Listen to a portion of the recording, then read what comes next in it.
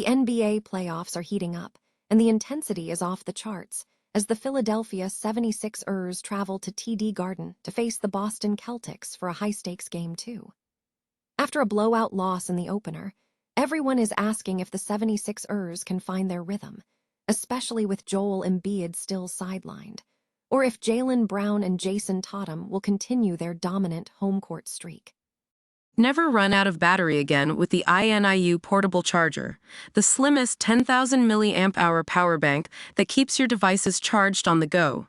Stay powered up wherever you go. Click the link in the video description to shop now on Amazon. The narrative shifted dramatically in Game 2 as VJ Edgecombe and Tyrese Maxey exploded to lead the Philadelphia 76ers to a statement win. These two stars combined for 59 points and silenced the Boston crowd, proving that the series is far from over despite the early season struggles. In a display of true grit, VJ Edgecombe battled through an injury scare to deliver a legendary performance, recording 30 points and 10 rebounds in the win over the Boston Celtics. It was the best showing by a 76ers rookie in the playoffs in over 40 years, showing the world that this young talent is not intimidated by the bright lights of the postseason. Paul George also stepped up in a major way, providing 19 points and critical two-way production to help the 76ers even the series against the Celtics at 1 game apiece. As the teams now head back to Philadelphia for Game 3, the momentum has shifted entirely toward the visitors. Make sure to hit that like button, subscribe to the channel, and ring the bell so you never miss an update on this epic playoff clash. If you thought Game 1 was a statement, Boston might be just getting started. Welcome back to the hardwood, where the 76ers are looking to turn the tide, but the Celtics are standing in their way like a brick wall. After a dominant 123-91 thrashing in the series opener, Philadelphia has their work cut out for them tonight at TD Garden. It wasn't just a loss for Philly, it was a reality check. Shooting a dismal 17% from deep, while struggling to find any offensive rhythm isn't going to cut it against a Boston squad that is firing on all cylinders. Jaylen Brown and Jason Tatum looked unstoppable, and with Joel Embiid still sidelined with that abdomen injury, the 76ers are essentially playing uphill on a mountain. Looking at the odds, DraftKings has the Celtics as massive 14.5-point favorites, and frankly, it's hard to bet against them given their league-best ATS record. However, our model is leaning toward the over on the 217.5 total, suggesting we might see a more offensive showcase from the Sixers if they hope to keep this one competitive. Can Tyrese Maxey and Paul George find a way to ignite the offense, or is Boston destined to take a commanding series lead? We'll find out when the action tips off at 7 p.m. EST on NBC and Peacock. Before you place your wagers, make sure you're checking the latest injury reports on Rotoworld and betting responsibly. If you enjoyed this breakdown, hit that subscribe button for more expert picks and analysis. Remember, in the playoffs, the only thing that matters is how you respond when your back is against the wall. What a difference 48 hours makes in the NBA playoffs. After getting absolutely run off the floor in a miserable Game 1 performance, the Philadelphia 76ers marched into Boston on Tuesday and completely flipped the script, securing a gritty 111-97 win to even the series. If you were looking for a response, this was it. The Sixers went from hitting just 4 threes on Sunday to catching absolute fire from deep, sinking 19 of them on the night. VJ Edgecombe and Tyrese Maxey were the architects of this destruction, combining for 59 points and 11 triples. It is rare to see a rookie like Edgecombe step onto a hostile floor in Boston and dominate, but he finished with 30 points and a monster double-double, grabbing 10 boards to boot. The turnaround really started in the second quarter. Quentin Grimes came off the bench and provided an instant spark, igniting a 13-4 run that erased Boston's early 13-point lead. Then, Paul George took the baton, opening the second half with a 5-point spurt that gave the Sixers enough breathing room to withstand whatever the Celtics threw at them. Celtics coach Joe Mazzulla admitted it afterward.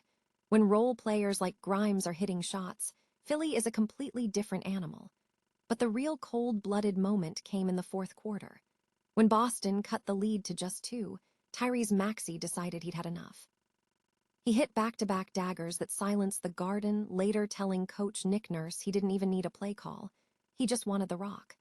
That is the kind of confidence you need to win in June. Defensively, the Sixers executed a perfect game plan.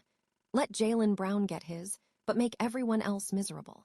While Brown dropped a game-high 36, the rest of the Celtics' supporting cast completely evaporated, shooting a combined 8 for 38 from deep. It is a stark contrast from Game 1, and it proves that Philadelphia's defensive identity is alive and well when their offense isn't forcing them into bad transitions. This series is now a best-of-5, and the momentum has shifted entirely toward the Sixers. Can they keep this shooting rhythm going back in Philly, or will the Celtics adjust?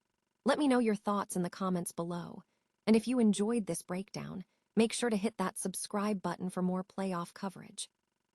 Remember, in this league, the only thing that matters is how you respond to the last punch thrown.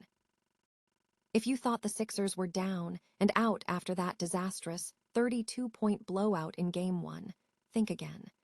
The Sixers just marched into TD Garden and pulled off a massive 111-97 statement win to even the series. And honestly, it was nothing short of a masterclass in resilience. The headline of the night has to be the rookie VJ Edgecombe. At just 20 years old, he didn't just show up, he dominated. With 30 points and 10 boards, he put his name in the history books, marking the best playoff performance by a Philly rookie since Andrew Toney back in 1981.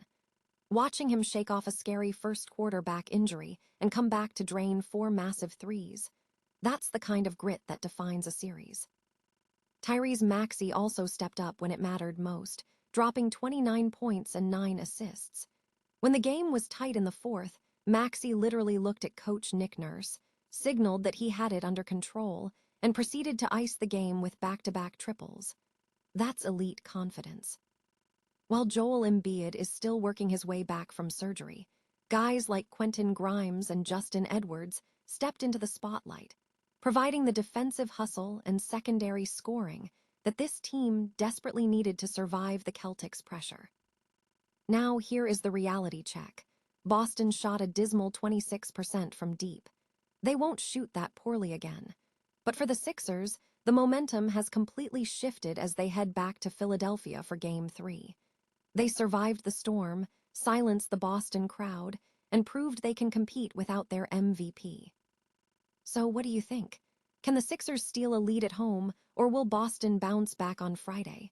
Smash that like button, subscribe for our Game 3 breakdown, and let me know your predictions in the comments below.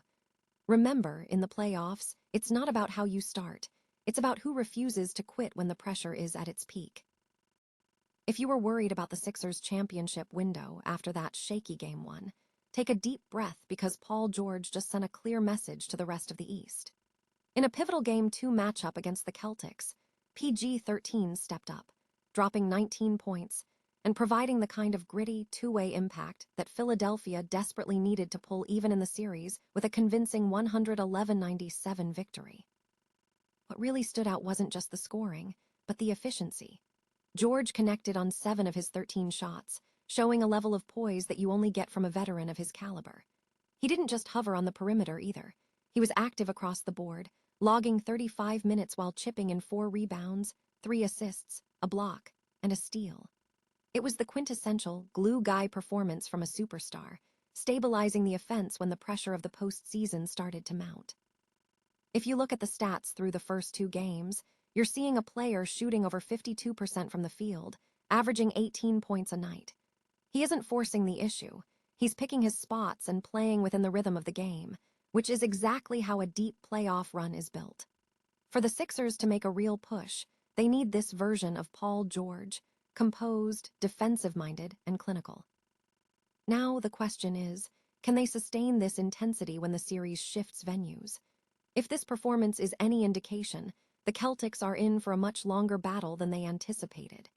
Hit that subscribe button to keep up with all our playoff coverage, and let me know in the comments. Do you think this performance is the spark the Sixers need to take control of this series?